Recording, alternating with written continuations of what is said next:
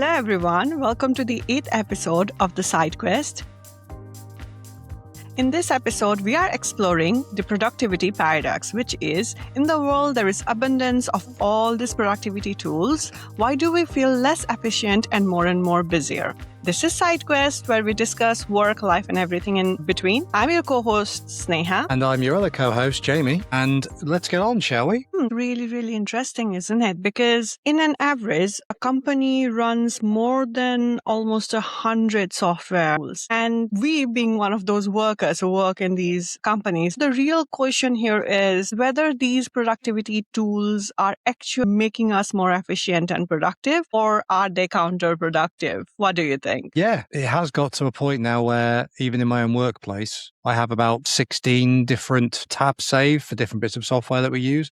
And that's not even all of them, all the ones that are included in the internal website. So it is very much at the point now where I'd say it's unproductive. And then we would also have project management tools that are different for each team because of the preferences. Then there is going to be communication platforms and documentation system, and not every tool is going to compile them together. So just to do one work, we have to open 500 different tools to communicate just within the company and get one simple work done. Yeah, the company I work for, they've owned in the past 6 months to a year, they've only just integrated Salesforce and Monday.com. Previously to that, there was a lot of duplication, which was very time consuming. Jamie, why do you think there has been explosion of so many tools, and why do you think companies and us alike use hundreds of tools to get the same thing done? Well, I mean, it's partial cash grab for people seeing an opening in the market, and fair play to them.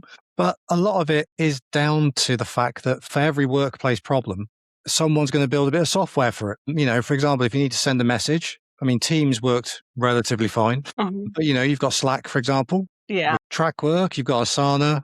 To share documents, Google Docs. You've got OneDrive. I'm sure everyone hates OneDrive, but it's there. So you've got Notion. And you probably more your neck of the woods, that's more your territory than mine. But each tool is going to solve a very specific friction or problem. So the problem is that companies rarely design a system of work as a whole. They just add tools whenever a new problem appears. So instead of one system, we get a patchwork of solutions. Yeah. I think it is also down to a line. We are hammered with this thought that go niche, find one problem and give a solid solution to it.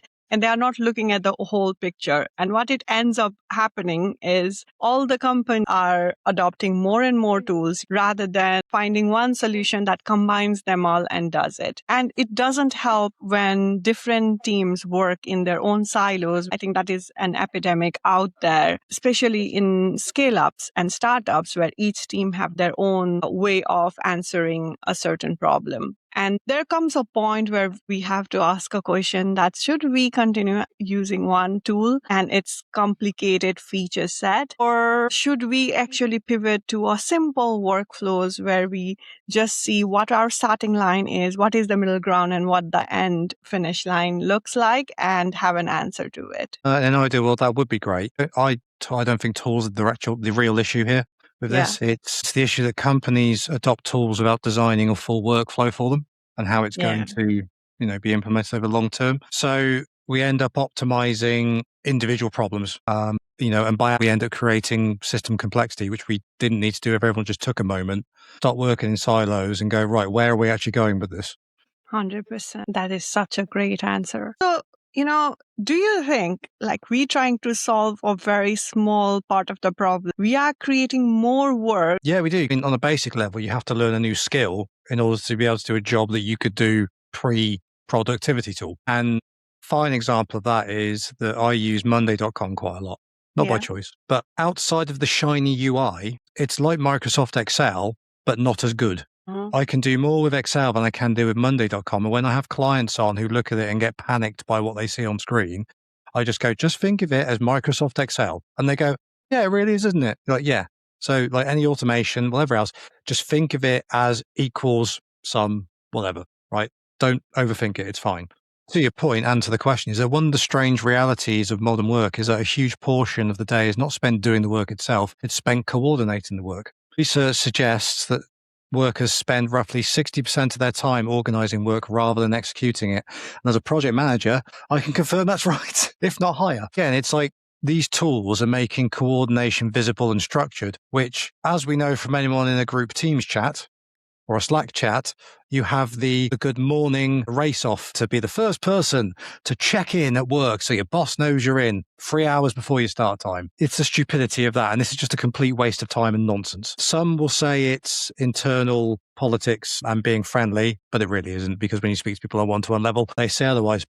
As I said, these tools make coordination visible and structured, which justifies your position in the workplace and shows that you're busy. Again, it's busy work, really. So whether you're updating tasks, tagging colleagues, writing status updates, or just generally tracking progress, your line manager can see you're doing something, or a customer can see there's progress. So they go, oh, it's being worked on, when really all you're doing is just clicking on something and changing the status. It's not rocket science. Whilst they are useful, it's not output. So, for example, a developer might spend more time updating a Jira ticket than writing the code. Is that an efficient use of their time? I mean, we all know engineers in both our jobs, developers in these jobs. I would not want them spending time writing up a Jira ticket. Yeah. You pay them to be developers. So a marketeer, for example, might spend more time preparing status updates than shipping campaigns. And that is very true, by the way. We spend so much time tying up the loose ends than doing the work that actually matters. And I think it is down to the pressure of proving that you're valuable to the company. And these tools feed into that rather than feeding into, hey, how much output you're getting. It just helps you become more and more visible. And I don't think these tools help you in reducing the number of meetings you actually need, because you need even more coordination because of these coordination related tools. And one thing people forget is every time you break that chain of thought and you are interrupted by a meeting or by even a Slack message or a request, it takes around 23 minutes to regain the focus. And this is by University of California. And think how many times you get interrupted by the tools by different ways of getting the same work done. Either you get Slack messages, or you get notification in monday.com, or you even get emails, and it just disrupts your time. So I think there is a need for us to streamline how we manage these tools. These programs are much like your mobile phone, is designed to get your attention. At the moment, is going to come down to a lot of self-discipline. For example, in my work diary, I'll block out time saying I'm just doing customer work. And I do put in the status, not answering calls, something like that, because I have to get on with that work. And if I keep getting interrupted, you have to be quite strict with it where possible. But I try to keep 2 days a week, at least meeting-free days, which I have failed many a times because I have so many meetings in a week. However, those 2 days are the days I really want to get things done and put it in the finish line, so that this week I feel that I have been productive and I have made progress in my KRs and my objectives for the month. Asana itself actually says that workers spend more than 60% of the time coordinating work, and I can relate to that, especially when, as a PMM, I have to deal with multiple stakeholders. It's more than 60%. I do say to my team that 50% to 60% of your work is actually coordinating and aligning the team so that we are moving towards the same objective. Might be just product marketing specific. Is that the same for you? Whilst not AI or productivity related as such, what I've noticed in the workplace is that somebody will escalate to their line manager immediately if they don't get the answer that they want straight away, rather than actually having a conversation with you. And then they start screaming and shouting, and then it just becomes a shouting match between different senior managers on where your attention's going to be, which then takes everyone off their job and nothing gets done. Do you think it's also down to how our attention spans have gone down based on how quick shorter our videos have gotten, and our overall screen time attention span as well? Yes and no, but I personally have found this is much worse with people around my age and above. Interesting. So whether it's linked to anxiety and they have to stay on top of it because they're going to miss out, or there's just pressures of work, it's not efficient. Do you think it's also because of, people of our age, they are in certain seniority level, and your ego or your, like you said, pressure plays out as well? Oh, yeah, ego is definitely involved. There's some people who get that whilst they hold a position in a company, that position will exist if you're not there. Like, it's not nice to say that, but you need to remember that, because then if you think of it that way, your ego is then removed from your decision making to a certain extent. Yeah. Have seen this different work culture has different expectations and interruption levels. For example, when you work in an American culture or American company, the way you're expected to work and answer is completely different to when you're working with a European company. And same with Indian companies as well. There is a different mindset at work and how people want you to respond and how quickly they want you to respond as well. And that is something I think it's also very work culture related. However, I also feel that multitasking reduces productivity because yes, you would be doing multiple work and some people can efficiently do it, but you would not be giving 100% to any of your work. It is good while you're doing a simple, basic operational or admin task. And I am not looking down upon operational or admin role, but you know what I'm talking about when you have to, take a document and get it through the last 2 minutes of your finish line, those kind of work, where minimal mental effort is required. But I don't think it's possible when you are doing any work that requires your 100% attention. I don't think multitasking makes you any more productive. And these tools are designed to help you multitask more. So I think that is creating a lot more interruption than it was intended on. And with AI coming in, there is a reason why SaaS platforms are being threatened as well, because there was way too much of these kind of solution than was required. Just to further on your point is that like these tools were designed to make communication faster, but they've also made interruptions frictionless. And, productivity is not just about doing things quickly. It's about protecting the time required to think and execute. And that is getting forgotten. Yeah, 100%. And I think deep work is disappearing and so is sustained thinking because you don't get time to think. You are expected to churn out, use multiple tools. That's what people think is going to solve the problem. If you have 10 tools, you'd be able to be 10 times more productive.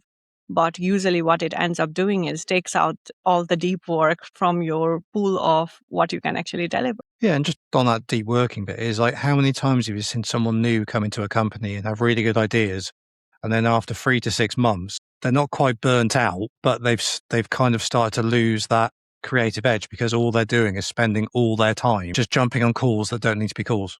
Because of the way the productivity tools are working, it's just, oh, this has been pinged. Why haven't you done this? You get dragged into a call with your manager or a product owner or whatever else. And then it's like, oh, we need to arrange another meeting. Let me do my work. I think we also don't give more time for people to integrate when they join a new place. And we expect them to start delivering from tomorrow. Like they need to show ROI of their salary from day zero, not even like day one. You expect them to come with all the ammunition and start delivering from the hour that they have joined. Tools like Slack, they were supposed to make communication more and more easier. And now what we have seen is instead of reducing the number of emails, they have increased the number of conversation and interruption that we actually have in workplace. We no longer appreciate the logical long-term thinking because we are just thinking about next month, next quarter, and ROI. And I have mentioned this before. If you're not growing over 30 to 60% minimum, you can't even get more investment in your company. You're not deemed to be viable or profitable for your investment or ROI. So that is the pressure I think not just people, but even organizations have, which is quick, massive returns to whatever you invest in. And obviously, a quick return doesn't necessarily mean long-term growth either, does it? It's normally counterproductive in this day and age. It's like we get the cash grab and then you sell and then the product just disappears because it's no longer useful because then everyone else has caught up and they've just undercut you. Yeah. And if I were to ask you that question, when was the last time you worked uninterrupted? Or for like a whole day. Even half a day, let's give it. When I said I was traveling, when I'd actually got an earlier train and got home and I didn't move the blocked out bit of my calendar because I got in and I was like, says I'm out of office and traveling. If second I take that off, I'm going to have meetings stuck in my calendar. So I'm leaving that there. When was that? November 2025. 4 months ago. That's a lie. I do apologize. As you know, I was working some projects over the Christmas period, and I had 2 free days where I was basically one of 2 people in the project team working. That's the exception. Oh my God. Yes, that is another thing as well. I also find myself doing a lot of work during Christmas break because you and I, we both only take 1 or 2 days break because we both know that we will get maximum number of work done when people are going to be away and we will get less messages. So yeah, that is very true. That Christmas is the period. And another one is around the summer period when most of the people are away in vacation as well. Yeah, and the other thing about working through around the Christmas period is, especially if you work remotely, it is a bit different if you've been in an office just because it's the mental break you need. Yeah. But when everyone comes back on January 5th, give or take, they're all completely out of sync. They've forgotten everything. Not their fault, because you do. And you're just sitting there going, all my work's done. But you can take it a bit easier while everyone else is panicking and faffing and just be a voice of reason. So it also kind of helps you. Yeah, I have gone through so much of change since after December. I also had a bit of a health hiccup, and then I had to catch up on my work and get it done, which I used my Christmas break for. But my work has been crazy. Yes, Slack is not helping me at all because I know tomorrow morning itself I'll get 10 notification reminders and whatnot. And usually Monday, Tuesdays, you can forget about doing any kind of work. It is just catching up to everything everyone has to say and to align with them. Especially as you start later than quite a lot of the people because of the time zone difference. Yeah, They just start a bit earlier than you. So you've got a bombardment when you've just first walked in, even though I know you start earlier. Yeah, because I'm in the UK, so most of my colleagues are in different parts of the Europe, which is an hour or 2 hours earlier than us. They are already 2 hours into their work by the time I join at 8:30 on a Monday, which means I would have a lot of work, reminders, questions waiting for me to be answered the moment I turn on my Slack and say, hey, I'm there with those green buttons that's there to notify that you're online. Do you think the workers are generally optimizing visibility rather than the actual results themselves? 100%. I think more than 100% with AI in the mix. Because now to justify your role, you need to be visible. And how you become visible is when you are part of the noise and part of the reminders and notifications more than whatever work that you have to deliver. And if your work, however small, gives you the visibility, that is going to help you even more. Instead of prioritizing results, we are prioritizing the work that actually puts us in the frame and in the minds of our colleagues so that they see that we are a very important part of the team and we can't be replaced. So that's a game everyone is playing. I think it's also deep down to the number of people looking for right kind of opportunity, but also trying to stay in a company longer, given the number of layoffs that we have. It's also because of the job market, because of the lack of opportunity. You can say it anything. But it's also because of the expectation of management. When they invest in a tool, they expect that it is going to increase their bottom line. And we have to make sure that they see that so that we can keep our jobs and we can keep working in the same environment. What do you think? Do you think people are trying to show that they are busier or they are not concerned about it and are just doing their work? The majority are more concerned about looking busy than being productive or efficient. And I was just thinking, it wasn't that long ago when managers spent a lot of their time trying to get rid of busy work by having automations. And now we're back at that again, just through culture. And whatever these productivity tools are for, we are now building AI agents to do the exactly same thing. So only difference it's going to be is we are going to get rid of many of these tools, but we are going to replace them with hundreds of AI agents. That's what it is going to happen. But do you think busy teams also equates to productive team? No, not at all. Because if you're spending your time thinking about how you can make sure you look busy, you're not focusing on the outcome. Yeah. As a PM, obviously, and so do you, like we work across multiple teams, don't we? Yeah. And I'm sure Well, we won't necessarily do it on air, but we could probably name, without discussing, certain departments which like to look busier than others. True. And you just think if they just slightly shifted their outlook and going, right, how can I have a more holistic approach? There'd be a lot of problems solved. Not all of them, like, don't get me wrong, not all of them, but everything would flow a lot better, which would obviously then reflect on what the client or customer is getting at the end of it. Yes, busyness is now seems to be a trackable KPI without officially being written, because effectively, if you're not looking busy, you're not doing anything. As a PMM, I work with a lot of metrics trying to identify what our adoption is, how much time we have saved, how much cost we have saved. On the other hand, just because we have saved time doing a particular job, it doesn't mean that that is the kind of a work that needed to be cut short of. And we are using that time saved in a productive manner elsewhere either. So I feel that whenever we are tracking these metrics that actually reflect on your productivity, it doesn't always translate and give you the full picture. For example, if you have saved 8 hours, what did that 8 hours do to your business? Did you do more work in those 8 hours that actually impacts your bottom line? Did you save the cost in overheads? If, you have saved 8 hours a day, does it mean that you can work with one less? How is it actually helping? It doesn't give you this whole picture. And I think that is the problem with overall how softwares are being designed as well. For example, when Notion was marketed as all-in-one workspace, right? And it is said that, we are trying to replace the document, wikis, project tools, all-in-one platform. But it really is good at compiling your work, your writings, your notes.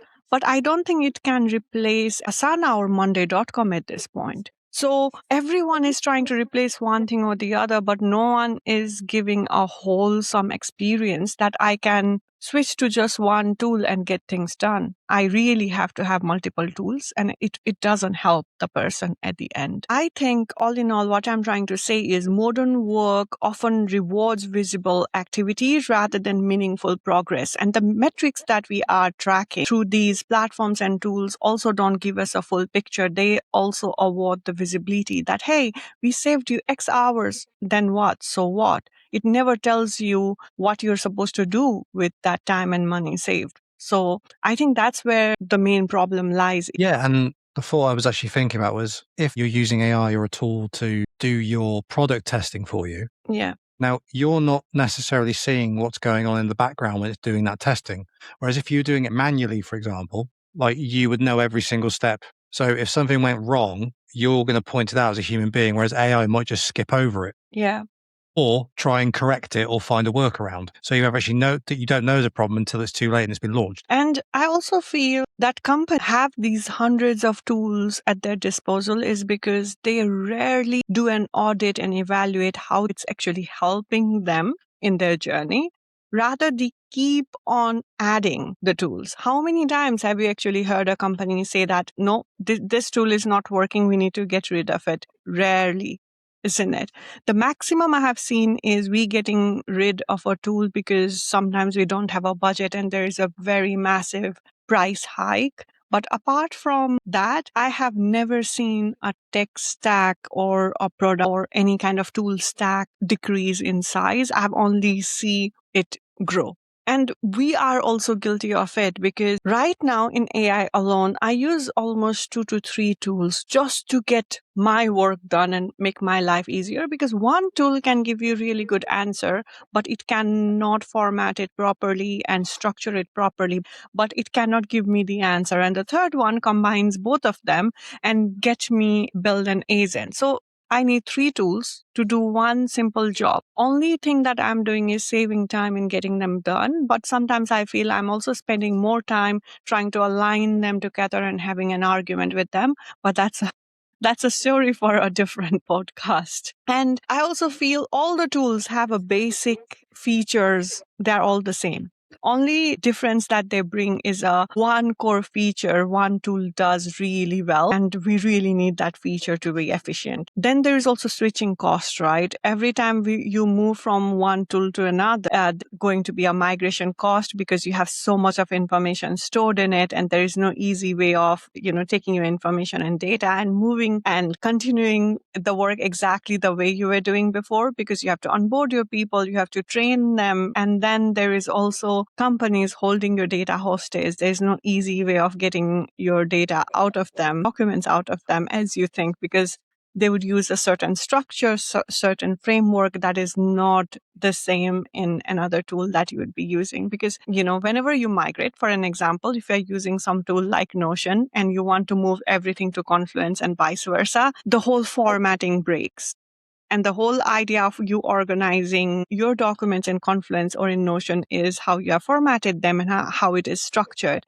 And when that breaks, you have to redo it again. So that is going to cost you time and resource as well. And it's not easy to export as well. So if anyone uses Confluence, you know that exporting for PDF, you have to go per document and export it. There's no way of exporting it in bulk either. Yeah, and you covered nearly all the points for that one. Yeah. But yeah, one of the other things I think, and this is just the theory that I have, is I still think there is a leadership vacuum within management, and that also affects this, because whilst you have managers and managers, to do something like this where you go, right, we're removing this tool that's completely integrated into our system, is very much on more leadership than management, because you've got to effectively annoy, not the word I'd normally use, every other department that uses it. Yeah. And they're going to be very unhappy with you. And you've got to have the strength of character, because all what happens is people go around you, because that's what happens when they're really unhappy. Yeah. You'll be getting pressure from above and below, and it's just sticking to the message of this will be better in the long run. But there is some pain in the short term, which a lot of people don't do now because of the culture of work. Yeah. So now we have reached a point where we have to throw AI into the mix. I've already covered a bit of it earlier, but I would love to hear your take on it. Do you think AI is going to simplify the work, or it's going to add more complexity into this pool of endless tools that we have? Obviously, it depends how it gets integrated, because you could theoretically have an AI agent as the front that would then access all of these bits of software for you. Yeah. But in reality, what's probably going to happen is it's going to make things more complicated. So outside of like straight line stuff, it will obviously make that quicker. There's no getting around that. But when someone wants to have an AI agent create a very complex workflow that it has to go through, when it goes wrong, because inevitably it will, that's where the problems are really going to show.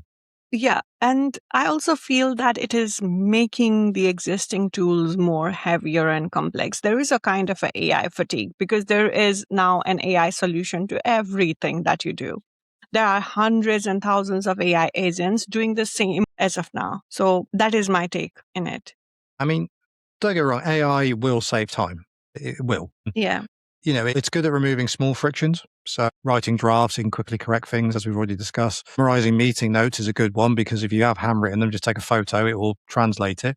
You could have it highlight main points of a meeting and summarize. But again, it's like the summaries you get with your text messages and notifications on your phone. You sometimes read them and you're like, what?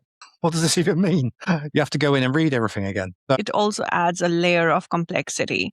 And we are dealing with AI agents the same way we dealt with B2B SaaS companies or SaaS software, where we are trying to create a solution for every little tiniest problem that we have, rather than looking at overall workflow and finding one solid solution that's going to solve my problem. Yeah. And the cynical part of me also thinks that they'll lock out certain features. So companies have to pay extra and charge extra to get those extra features. Because as we already know, there are loads of companies offer different AI agents that do different things. Once AI becomes the standard, and it's not quite there yet, and it's embedded in every single bit of software, technology, tool that we use, they can then start price locking things out and feature locking things out, which is great from a commercial point of view, but it's not going to make the day-to-day workers' life any easier because they will end up doing these things manually. Yeah, 100%. And it's not like we don't have those kind of solution. Yeah, and I think it's already been done in the past. For example, Microsoft Office was our operating system for most of the offices in the past before all the SaaS platforms came on board. Then for developers, most of the developers just use Jira to get most of their work done anyway. And I think it's time for us to understand that this is the moment when we stop prioritizing, organizing, and coordinating work and rather focus more on deep work and deep thinking, because this is a transitional period. And I think this is something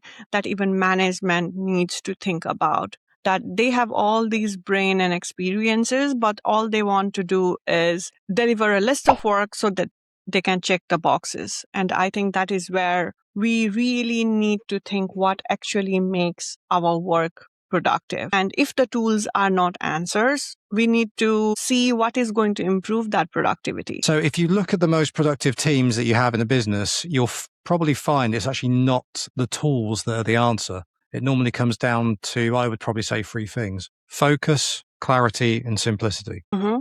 In terms of focus, the most valuable work requires the most sustained attention, as we've already referenced earlier. Like, you need your thinking time, strategy, designing systems, solving those complex problems. Focus will create output.